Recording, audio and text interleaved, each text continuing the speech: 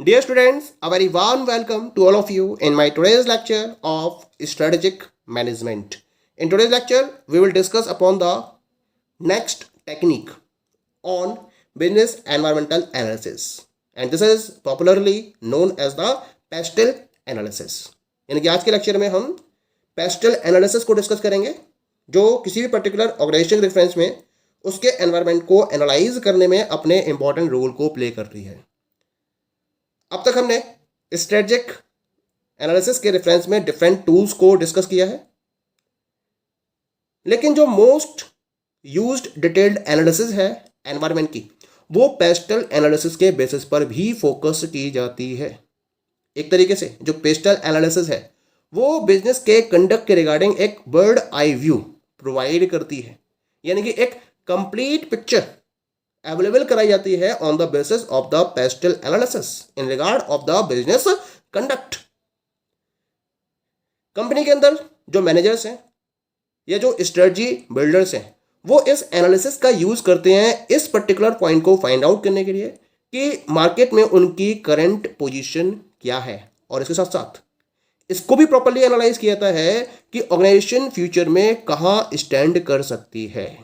तो इस particular point को ध्यान में रखते हुए ही ऑर्गेनाइजेशन पेस्टल एनालिसिस को फोकस करती है. पेस्टल एनालिसिस में हम डिफरेंट फैक्टर्स को कंसीडर करते हैं जो बिजनेस एनवायरनमेंट को प्रॉपर्ली अफेक्ट करते हैं.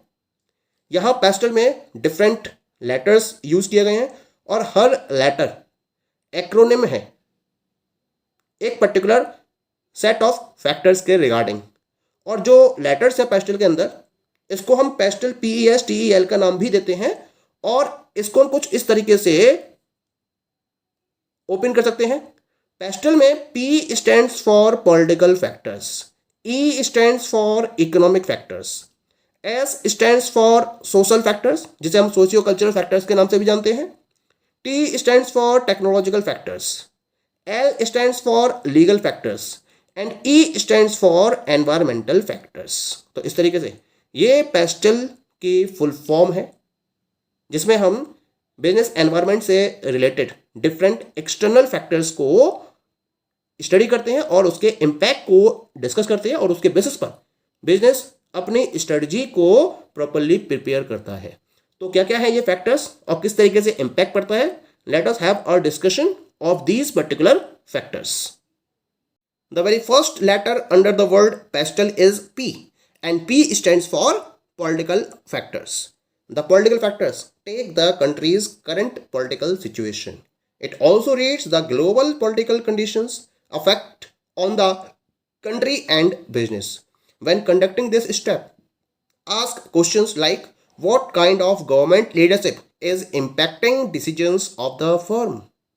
यानी जब हम पॉलिटिकल फैक्टर्स की बात करते हैं तो यहाँ हम किसी भी कंट्री के अंदर जो उसकी करंट पॉलिटिकल सिचुएशन है उसको कंसीडर करते हैं, और ये देखते हैं किस तरीके से जो करंट पॉलिटिकल सिचुएशन है वो बिजनेस पर अपने इम्पैक्ट को रिप्रेजेंट कर रही है.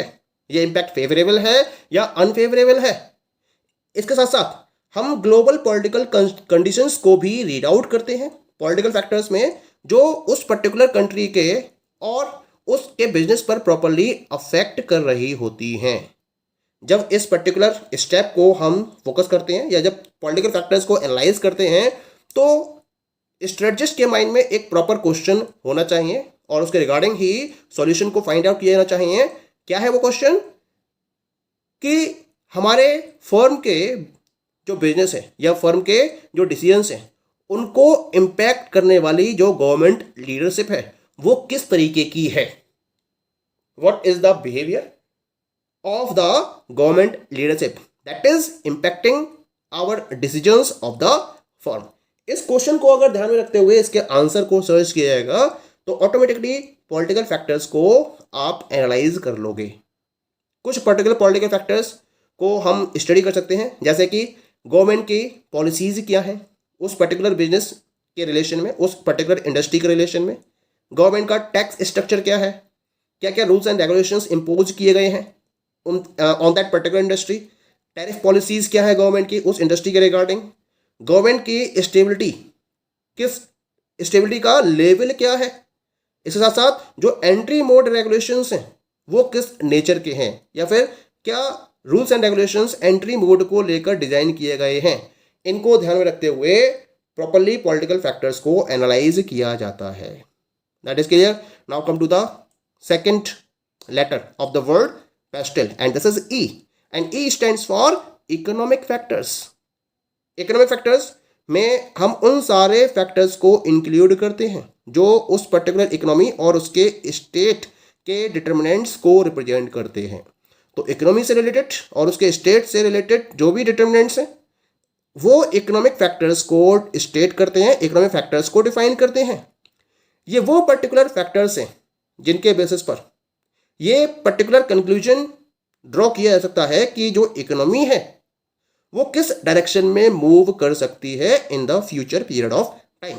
करंटली क्या डायरेक्शन है और फ्यूचर में क्या डायरेक्शन हो सकती है इकोनॉमी के, इसको हम इकोनॉमिक फैक्टर्स के बेसिस पर एनालाइज कर सकते हैं। इसी वजह से बिजनेसेस को एनवायरमेंट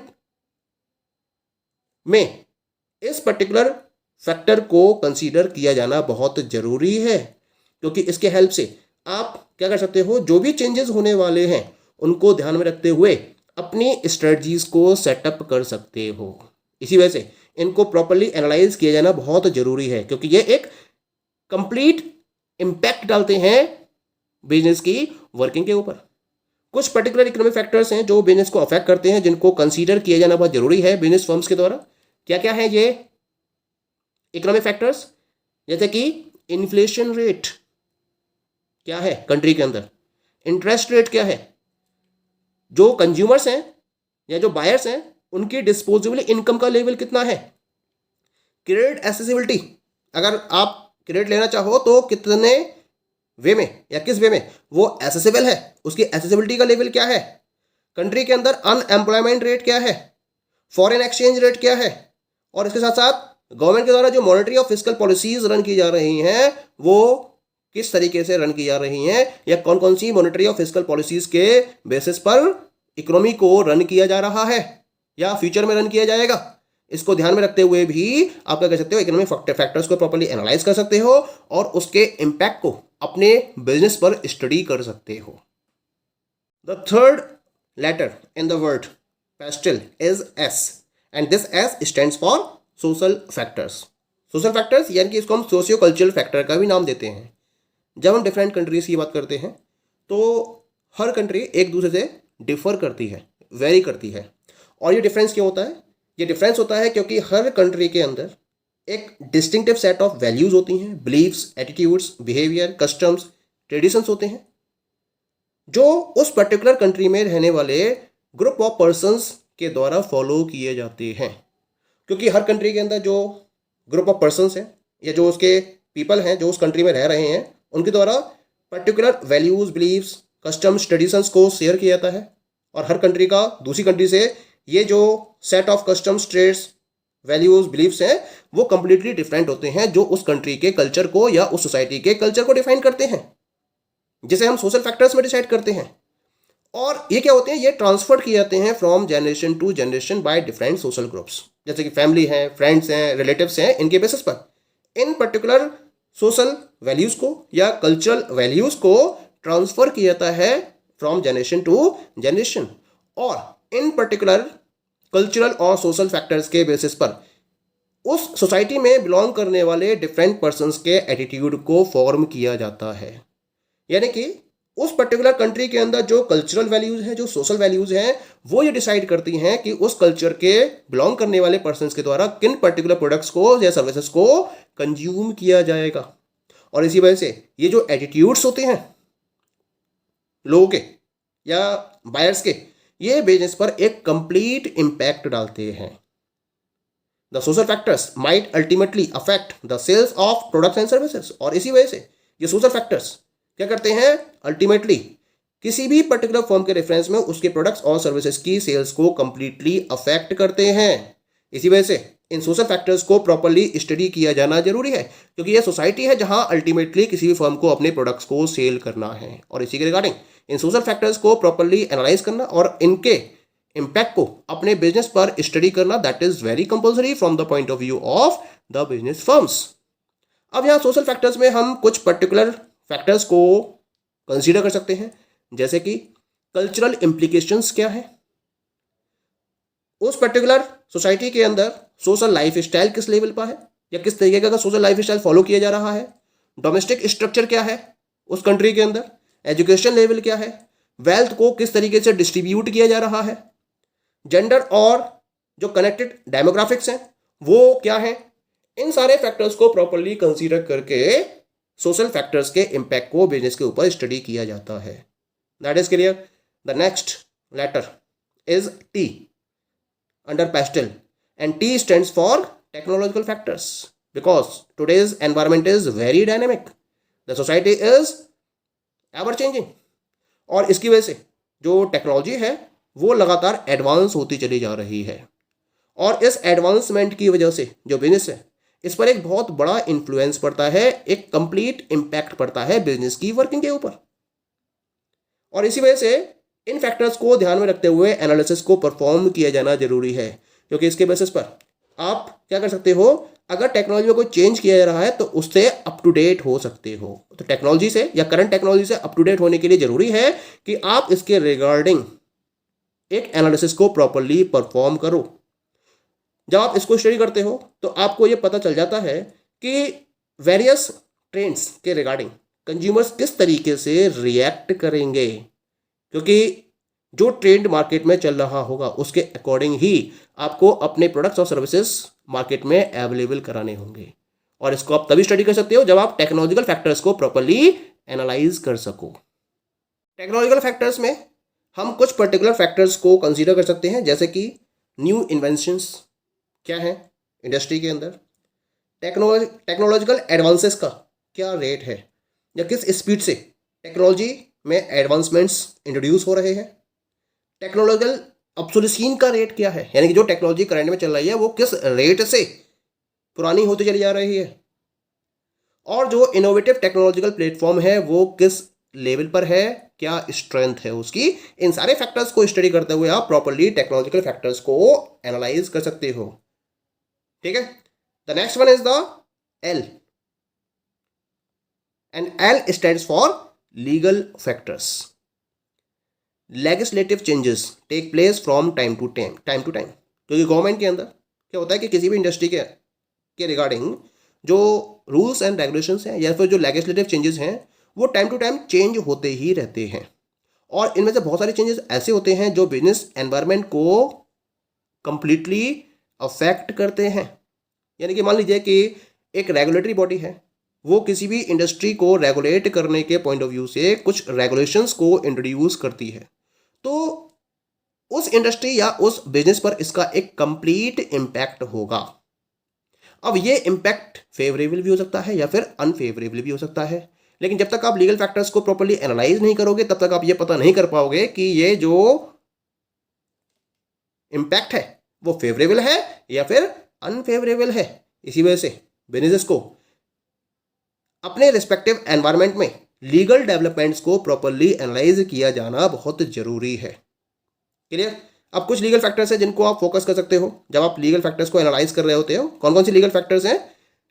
प्रोडक्ट जो आप सेल कर रहे हो मार्केट में उसके रिगार्डिंग क्या क्या रूल्स एंड रेगुलेशंस हैं या फिर उनमें क्या क्या चेंजेस किए गए हैं गवर्नमेंट की तरफ से। एम्प्लॉयमेंट के रिगार्डिंग क्या क्या रेगुलेशंस हैं, कॉम्पिटिटिव रेगुलेशंस क्या है, उसके रिगार्डिंग क्या क्या रूल्स रेगुलेशंस बनाए गए हैं, पेटेंट के रिगार्डिंग में क्या इन्फ्रिंजमेंट्स इंट्रोड्यूस किए गए हैं, और हेल्थ एंड सेफ्टी के रिगार्डिंग क्या क्या रेगुलेशंस हैं। इनको प्रॉपर्ली स्टडी किया जाता है अंडर द लीगल फैक्टर्स और इनके इम्पैक्ट को बिजनेस के ऊपर प्रॉपर्ली स्टडी किया जाता है। And the last one is the E. E stands for environmental factors. जिस पर्टिकुलर एनवायरमेंट में आप वर्किंग कर रहे हो, एक्चुअली आपको जो भी रिसोर्सेज की रिक्वायरमेंट है वो सारे रिसोर्सेज आपको कहाँ से मिलेंगे? अपने उस एनवायरमेंट से जहां आप अपनी वर्किंग को फॉलो कर रहे हो या अपने बिजनेस को रन कर रहे हो, या फिर आपको अपने प्रोडक्ट्स और सर्विसेज को सेल करना है तो वो उसी एनवायरमेंट में सेल करोगे जहां आप वर्किंग में हो। इसी वजह से इन पर्टिकुलर एनवायरमेंटल फैक्टर्स को कंसीडर करना और इनका जो इम्पैक्ट है आपके बिजनेस के ऊपर इसको भी प्रॉपर्ली स्टडी करना, एनालाइज करना, दैट इज वेरी इंपॉर्टेंट। यहाँ कुछ पर्टिकुलर एनवायरमेंटल फैक्टर्स हैं जिनको स्टडी किया जाना जरूरी है, जैसे कि जोग्राफिकल लोकेशन क्या है, क्लाइमेट और वेदर कंडीशंस क्या है जिस कंट्री में आप ऑपरेट कर रहे हो या जिस प्लेस पर आप ऑपरेट कर रहे हो, वेस्ट डिस्पोजल के रिगार्डिंग क्या क्या रूल्स एंड रेगुलेशंस को डेवलप किया गया है, एनर्जी कंजम्पशन के रिगार्डिंग क्या क्या रेगुलेशंस बनाए गए हैं गवर्नमेंट की तरफ से, या फिर एनवायरनमेंट के रिगार्डिंग पीपल्स का एटीट्यूड क्या है, इसको भी फोकस किया जाना जरूरी है। तो ये सारे एनवायरमेंटल फैक्टर्स होते हैं जिनको ध्यान में रखते हुए बिजनेस फर्म इनकी स्टडी करती है, इनको प्रॉपर्ली एनालाइज करती है और इनका इंपैक्ट स्टडी करती है ओवर इट्स बिजनेस। तो पेस्टल एनालिसिस अकॉर्डिंग हम इन 6 फैक्टर्स को प्रॉपर्ली कंसीडर करते हैं: political factors, economic factors, social factors, technological factors, legal factors and environmental factors. और उसके बेसिस पर हम अपने पर्टिकुलर बिजनेस के रिगार्डिंग एक प्रॉपर स्ट्रेटजी को डेवलप करते हैं। क्लियर? Thank you.